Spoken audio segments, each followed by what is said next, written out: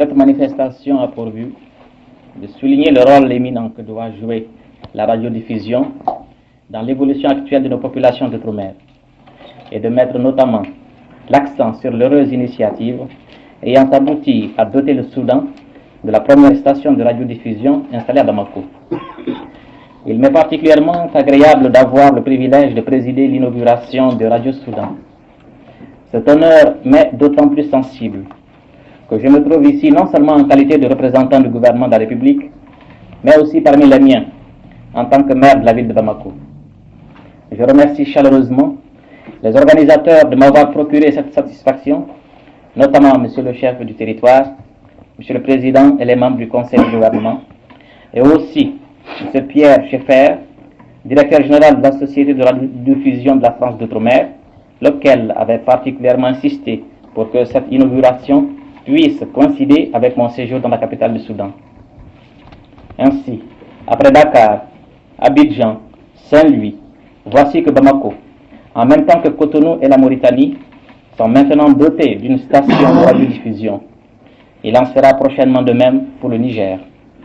Une nouvelle étape est franchie dans l'implantation progressive en Afrique occidentale française d'un réseau plus complet d'émetteurs. Il n'est pas nécessaire d'insister outre mesure pour souligner le rôle et l'importance de la radio dans la vie africaine et tout ce que peuvent en attendre, notamment nos populations du Soudan. En ces jours où ces populations connaissent les plus grandes transformations qu'elles aient vécues de longue date, où les masses prennent conscience de leur intégration à un rythme accéléré dans le monde moderne, tandis que les élites doivent brûler les étapes pour se rendre pleinement aptes aux responsabilités les plus importantes qui leur sont confiées dans le cadre des institutions nouvelles. La radio est appelée à rendre des services éminents en tant que facteur indispensable de progrès.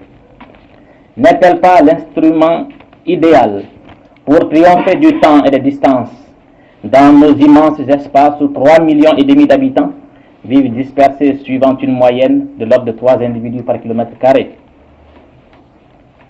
reliant entre eux les centres les plus isolés, tout en assurant leur contact avec le reste du monde.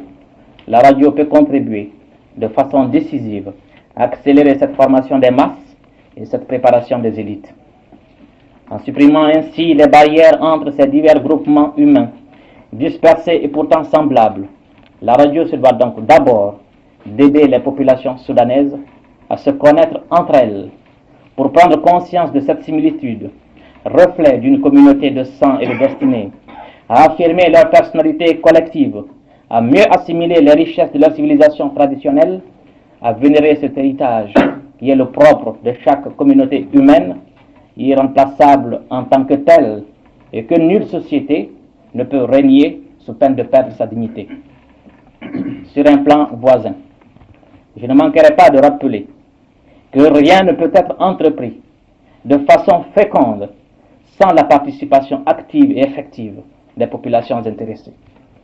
C'est une idée qui m'est chère, car toute évidente qu'elle puisse paraître, il me semble que nous n'avons pas encore tiré toutes les conséquences. Je me propose de revenir sur ce sujet lorsque nous étudierons bientôt à Bobo-Dioulasso en liaison avec les ministres intéressés, les problèmes de la modernisation agricole. D'une manière plus générale, on peut dire que la radio est encore un instrument efficace pour tenir au jour le jour nos collectivités au courant des desseins de notre politique et des tâches accomplies chaque jour dans la gestion des affaires publiques par notre gouvernement et nos élus. De cette façon, les masses auront davantage confiance d'être associées intimement à l'œuvre commune qui ne peut être l'apanage exclusif d'une petite minorité. Mais aucun peuple, tout comme aucun individu, ne peut vivre dans l'isolement sans se condamner à l'étiolement. Il faut donc que parallèlement, la radio ouvre toutes grandes nos fenêtres sur le monde extérieur, accélérant la diffusion de ces richesses de connaissances et de sagesse accumulées par les civilisations d'autres continents au cours de siècles d'efforts continus. Avant toute chose, nous attendons que cette voix fasse entendre plus largement dans chacun des foyers africains le message de cette langue française qui n'a pas cessé il ne doit pas cesser de jouer un rôle essentiel dans l'évolution moderne de nos pays. Tant comme trait d'union entre les nombreux groupes africains aux langues multiples, que comme véhicule d'une culture française, trésor incomparable de pensée, de connaissances et de beauté. C'est encore la radio qui doit contribuer à abattre certaines barrières d'ignorance, source de malentendus qui peuvent parfois subsister de part et d'autre, et assurant ainsi une meilleure connaissance réciproque, consolider les liens d'amitié qui doivent constituer cette communauté franco-africaine. Pour nous résumer, favoriser la prise de conscience par nos populations de leur personnalité, de leur culture propre, leur permettre de s'associer en toute connaissance à la gestion de leurs affaires, assurer le contact avec le monde extérieur, en particulier dans le cadre de la communauté franco-africaine, tels doivent être les objectifs essentiels de la radiodiffusion outre-mer.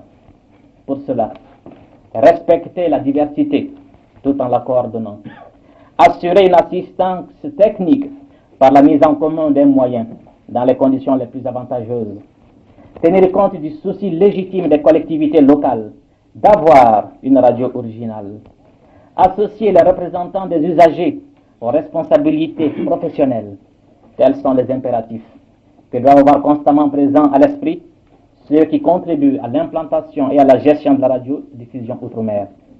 Telles me paraissent bien avoir été les préoccupations qui ont guidé tous ceux qui ont participé à la création de Radio Soudan. On m'a appris que le chef de la station Radio Soudan, entièrement responsable des programmes, devait être assisté par un conseil de programme formé de personnalités les plus aptes à l'orienter dans le choix des auditions à desservir. Le dosage des programmes, les langues à employer, les ordres d'urgence à respecter. On m'a également communiqué la liste du personnel de Radio Soudan. J'avais été surpris par le pourcentage d'africanisation du personnel que l'on m'avait cité pour l'ensemble de la Sorafom. J'ai pu constater avec satisfaction qu'effectivement à Radio Soudan, un nombreux personnel africain apporte son concours parallèlement à la précieuse contribution des techniciens métropolitains. Cette liste comprend notamment un conseiller culturel, un administrateur, un speaker, des animateurs de programme, un chef de centre technique. Il s'agit là des spécialisations les plus diverses auxquelles doivent être offertes toutes les garanties de carrière.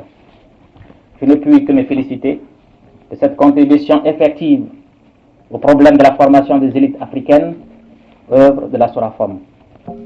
Les réalisations que nous avons sous les yeux ne constituent qu'un premier aspect de Radio Soudan. Je sais que ces débuts n'ont pas été sans vicissitudes. Le bâtiment primitivement mis à la disposition par le territoire avait été détruit en grande partie par un incendie. Ces difficultés n'ont pas découragé le réalisateur. Dès le 1er août, le nouveau studio a été mis en service. Dès à présent, il est envisagé une dotation en matériel complémentaire destinée à augmenter les moyens de production et de reportage. Un crédit accordé par le FIDES doit permettre cette année d'entreprendre l'étude d'une maison de radio définitive. Il me reste à adresser mes bien vives félicitations à tous ceux qui ont contribué à cette œuvre. Le conseil d'administration de la Sofirad, dans lequel il me plaît de relever le nom de notre ami Tidjani Faganda Traoré, grand conseiller. Le comité directeur du FIDES, le chef de territoire et le gouvernement du Soudan, qui ont mis à la disposition d'importants moyens techniques. M. Schaeffer, l'actif directeur général de la Sofirad, M. Chabanel, directeur de Radio Soudan, enfin tout le personnel africain et européen. Ainsi, la station de Radio Soudan apparaît comme une création continue. Qu'il me soit permis pour en finir de formuler un certain nombre de souhaits pour son avenir. Tel que nous le voyons, Radio Soudan est encore une réalisation modeste. Souhaitons que les autorités compétentes puissent tout mettre en œuvre pour en assurer le perfectionnement et l'extension, et ainsi, pour que cet exemple soit suivi dans l'avenir sur d'autres points du Soudan où diverses régions resteront sans doute, hélas, pendant un certain temps encore peu ou pas desservies. Souhaitons que parallèlement deviennent effectifs les efforts en vue de vulgariser l'usage du poste récepteur dans un nombre croissant de familles africaines, à défaut de quoi une telle action serait sans portée réelle, ne touchant qu'une infime minorité. Je souhaiterais enfin que nos auditeurs soudanais puissent toujours davantage être convaincus que Radio Soudan est réellement leur chose, qu'ils trouvent en elle un véritable moyen de connaissance et d'expression. On se gardera pour cela de ce style d'information qui, suivant l'expression d'un conseil de l'Union française, ne colle pas au réel et n'a aucune portée pratique. Il faudra aussi que l'élite des auditeurs ait la possibilité et la volonté de s'associer à la vie de Radio Soudan, soit par l'intervention effective et dynamique d'un conseil de programme, soit par tout autre moyen. De cette façon, Radio Soudan sera parfaitement apte à remplir le rôle que nos populations sont en droit d'attendre d'elle. Je souhaite une longue et brillante carrière à Radio Soudan.